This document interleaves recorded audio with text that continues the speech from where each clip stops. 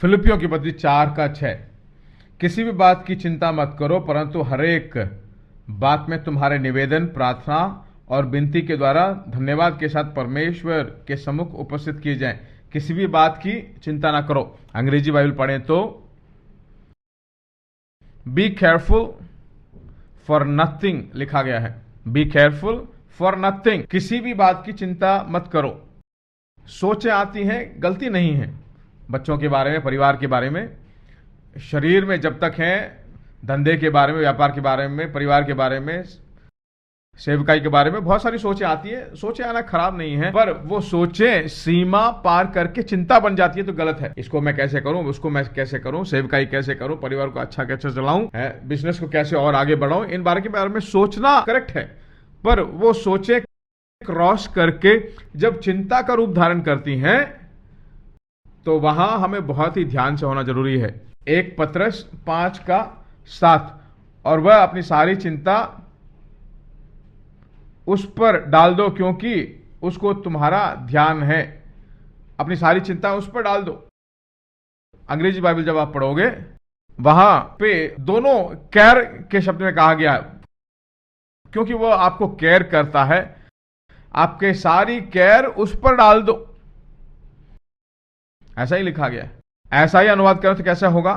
वह चिंता करता है तो आप अपनी सारी चिंता उस पर डाल दो, ऐसा नहीं कहा गया।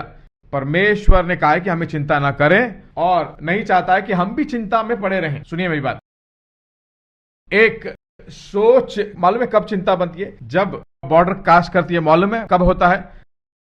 जब हम उसके बारे में डरने लगते हैं तो वो सोचें चिंता का रूप धारण करती हैं। अपने धंधे के बारे में, परिवार के बारे में एक कोई भी सोच जो है जब क्रॉस कर देती है, वह मेरे अंदर भय को उत्पन्न करती है, मेरे कामों को रोक लगाती है, तब वह सोच चिंता का रूप धारण कर लेती है। पहली योना 4 में बताया गया है, प्रेम में डर नहीं है, जो डरता है वह प्रेम में सिद्ध नहीं है। परमेश्वर हमारे विरुद्ध में नहीं है। सिद्ध प्रेम डर को दूर करता है। परमेश्वर के विरोध में जब हम कुछ कार्य करते हैं, परमेश्वर उससे खुश नहीं होता है।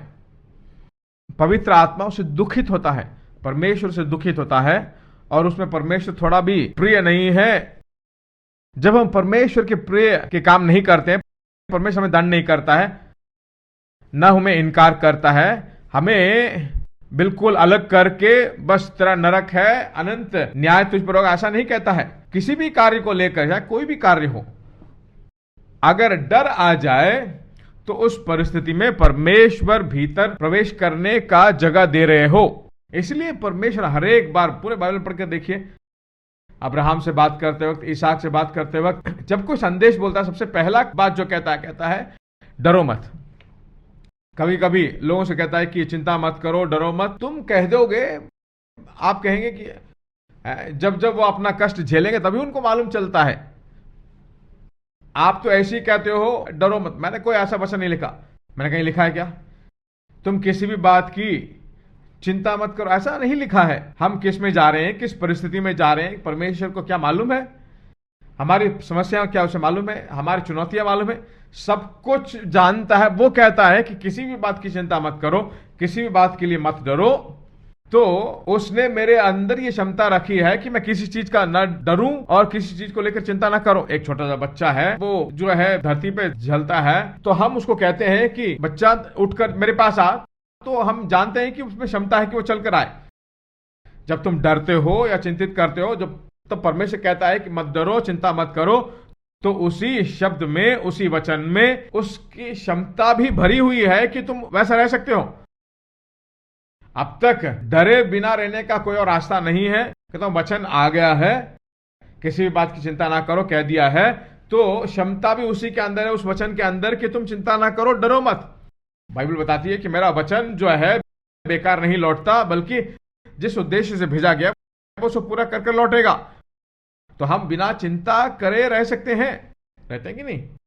बिना सोचे नहीं, बल्कि सोच सकते हैं, पर हमारी सोच जो है सीमा पार करके नकारात्मक सोच में न बदलकर मुझे डराने न लायक क्षमता हमारे अंदर में। हाथ उठाकर बोले, मैं बिना डरे बिना चिंता किए जी सकता हूं। परमेश्वर डरो मत, चिंता मत करो, ऐसा उसने अगर कहा है तो मैं बिना डरे, बिना चिंता किए, सफलतापूर्वक मैं जीने लायक जीवन के शब्दों को परमेश्वर ने मुझे देकर वचन को पूरा करने के लिए सामर्थ्य वो मुझे देता है। आमेन।